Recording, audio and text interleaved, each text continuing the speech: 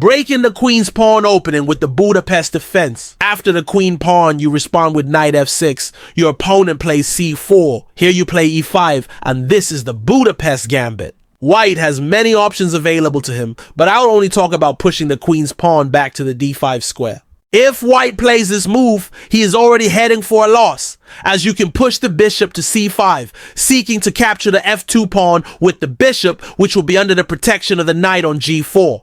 This is not just what you think. White also understands your goal, so he pushes his pawn to h3 to secure g4, which your knight will move to support the bishop while executing the attack on the f2 pawn. But the surprise here, as you can sacrifice your bishop, capture the desired pawn, and at the same time check the white king. Of course, white has no choice but to capture your bishop, which he considers a worthless sacrifice. Then you move your knight to e4 with check for the white king. In this situation, white has three options: either return the king to e1, and thus he will get checkmate after only two moves. The first move is check with the queen from h4.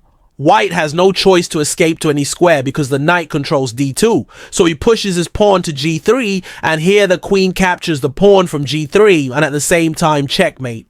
If white decides to move the king to f3, the situation will be a little different. First, you will push the queen to h3 to protect your knight. Any move that white makes other than bishop g5 is a huge mistake. For example, if he decides to attack the queen with the g3 pawn, here you capture the pawn under the protection of the knight and sacrifice the knight again. The white king has no choice but to accept your sacrifice. Check the white king with the f5 pawn with capture the pawn. Again, check the white king by moving the d7 pawn to d6, at the same time by bishop c8. White has no choice but to return to e4.